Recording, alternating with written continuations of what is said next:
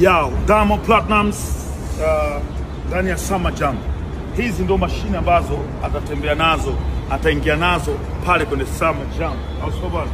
Mwanahasbidio ni uwekezaji mkubwa aliyoufanya mwanamuziki Diamond Platnumz nchini Marekani kwenye maandalizi tu ya tamasha la Summer Jam. Ni miongoni mwa vitu ambavyo vimejam kwenye social media za kule nchini Marekani. Kwa mfano, nimeweza kukutana na hii ambayo na nyie pia mnaitazama kupitia hii video, ambayo inamuonesha kwamba ametumia zaidi ya dola za Kimarekani 250,000 ambazo ukizikonvati kwa pesa kitanzania ni zaidi ya milioni 623 pesa kitanzania kwa usiku mmoja.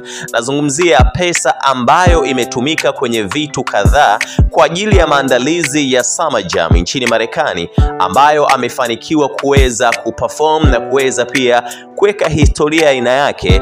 Unaambiwa maandalizi mazima haya ambayo unayatazama kwenye hii show yametumia zaidi ya pesa za Kimarekani dola 250,000 ambazo ukizikonvati kibongo-bongo, yani ukarudisha kwenye pesa Tanzania T-shilling, ni zaidi ya shilingi milioni 623. Tukianza na safari ambavyo ilianza kuelekea Summer Jam, aliweza kukodisha gari hizi 3 unazozitazama. Amini gari hizi 2 kwanza za mwanzoni unazozitazama, achana na ile Mercedes ambayo unaitazama kwa nyuma.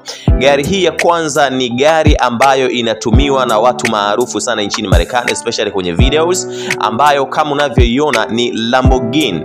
Hii ni miongoni mwa gari chache sana ambazo tumekuwa tukifanikiwa kuziona kwenye baadhi ya video za wasanii kutokea Afrika. Kwa nchini Marekani na nchi zingine za wenzetu meshazoeleka na ni kawaida of course, lakini kwa East Africa achana kabisa na hizi. Ni miongoni mwa gari za kifahari sana. Lakini pia ukiachana na hilo, ukitazama hii video unaweza kuona namna ambavyo Baba Levo alikuwa anajaribu kuelezea, lakini pia unaweza ukawa unaona kundi la wazungu ambao wameweza kumaintain hii yote iweze kufanyika mpaka kufikia hatua hii ambayo yeye ameweza kuifanikisha na kuweza kuperform hii show ya Summer Jam nchini Marekani. Mimi kazi yangu of course kama nilivyokuambia ni kuku-update na baadhi ya update chache ambazo zinakuwa zimenifikia, na miongoni mwa update ambayo nimeipokea ni hii ya gharama ambayo ameitumia kwenye show nzima. 111 Posh 911 Posh 911 mzigo wa hii atapanda what say? Yeah? That's Big Baba here in New York. You already know my people. He's the man. Hii hapa atapanda manager Salama Jeff Mendes. Yeye ataka kwenye hii. Hebu onyesha kwa nyuma. Waonyeshe zungusha hapo. Umeona GT3 hapa. Also bwana. Lakini Lukuga yeye atakaa kwenye Young African. Mashine hii hapa. Ferrari. Njoo karibu. Unakimbia wapi babu? Ferrari. Sasa muige na hii. Wazee wa Aviator, igeni na hii. Hapa ni Marekani, njoo. Diamond Platnumz atakuwa yuko humu ndani. Atakaa humu wakati anaelekea kufanya show kubwa ya Summer Jam. Wazee wa Aviator, mule ndio pana wafaa. Mule huku msiige. Njoo onyesha nyuma. Njoo onyesha nyuma mashine. Lukuga atakuwa yuko humu. Angalia wazungu namna wanavyompenda Diamond Platnumz. Wamempa magari ya kifahari mawili, yeye na meneja wake. Hauso bana, wataondoka humu. Sisi wengine magangwe tutapanda kama wazee wa Aviator mule. Summer Jam 2025, Diamond Platnumz, Lukuga. Mheshimiwa Rais umetoka Bariadi kwa barabara ya vumbi kuja Kisesa, kuja Mwandoya, kuja hapa Mwanuzi. Utatoka hapa utaenda Bukundi, utaenda Mkalama, utaenda Iguguno, utaenda Singida kwa barabara ya vumbi. Mheshimiwa Rais, hii barabara ilishafanywa usanifu muda mrefu wa kina na ikakubalika kujengwa, na inazo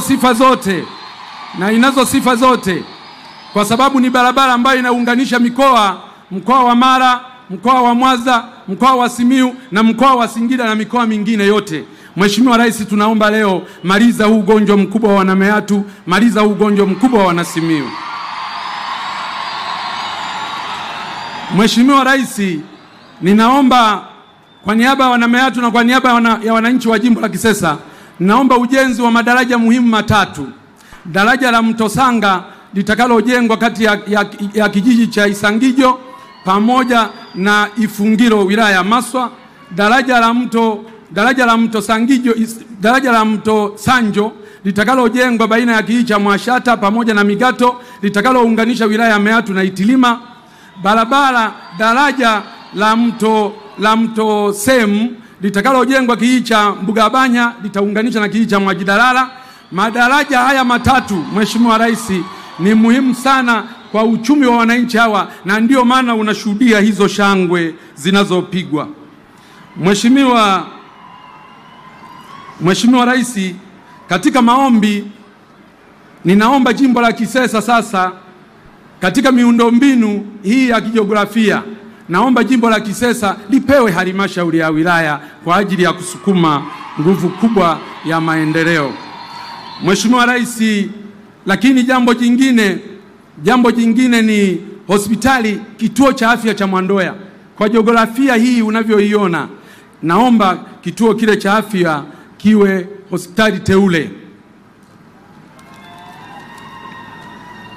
Mheshimiwa Rais, tunazo changamoto, nitataja chache, zingine tutapambana nazo na Mheshimiwa mkuu wa mkoa, mkuu wa wilaya, mkurugenzi mtendaji na watendaji wengine wa serikali. Lakini hizi tatu naomba kuzileta kwako, zimekuwa ni changamoto kubwa sana. Changamoto moja ni uvamizi mkubwa sana wa tembo katika wilaya nzima ya Meatu. Mheshimiwa Rais, umejenga kituo Ng'anga cha milioni 125 kwa ajili ya kudhibiti tembo. Mheshimiwa Rais, umejenga kituo cha kudhibiti tembo kijiji cha Marwiro milioni 80.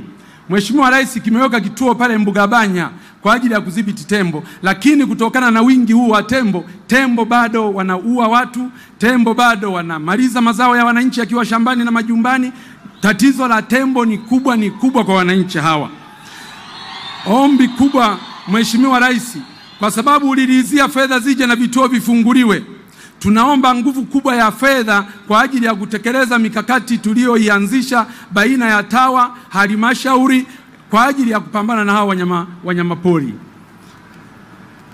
Jambo la pili ni wafugaji wetu ambao walishashinda kesi mahakamani baada ya kushtakiana wakashinda kesi mahakamani, lakini mifugo yao hadi leo haijarejeshwa Mheshimiwa Rais, na hawa wananchi walishinda kesi mahakamani, na kwa sababu mahakama ndio mwamuzi wa mwisho, naomba sana kupitia kikao hiki na ninaileta hii rufaa kwako, wananchi hawa walipwe kwa sababu wanayo haki ya kulipwa fedha hizo. Ombi la tatu Mheshimiwa Rais, swala la ununuzi wa pamba kwa kutumia mnunuzi mmoja. Mheshimiwa Rais, mimi nakubaliana principally kwamba swala la ununuzi wa mnunuzi mmoja, kwanza linatuondoa kwenye soko huria, lakini pili kunakuwa hakuna ushindani. Mnunuzi wa pamba unapokuwa na mnunuzi mmoja, akipata matatizo tu ya kifedha kidogo, wananchi hawa wanaenda kwenye AMCOS, wanaenda kwenye maeneo ya kuuza pamba, hakuna fedha. Kwa hiyo ukiwa na mnunuzi mmoja ni hatari sana. Sasa bahati nzuri waziri wa kilimo yuko hapa. Mfumo wote ule unaoanzishwa ni lazima usicompromise ushindani katika soko huria. Mfumo wote ule unaoanzishwa usilete usumbufu kwa watu waende kuuza pamba sokoni halafu wasikute pesa. Wakiwa wanunuzi wengi, huyu akiwa na changamoto ya fedha, huyu atakuwa nazo fedha. Kwa hiyo ukiwa na wanunuzi 5 huwezi kupata shida ya fedha. Usisahau kusubscribe, kulike na kucomment. HBTV.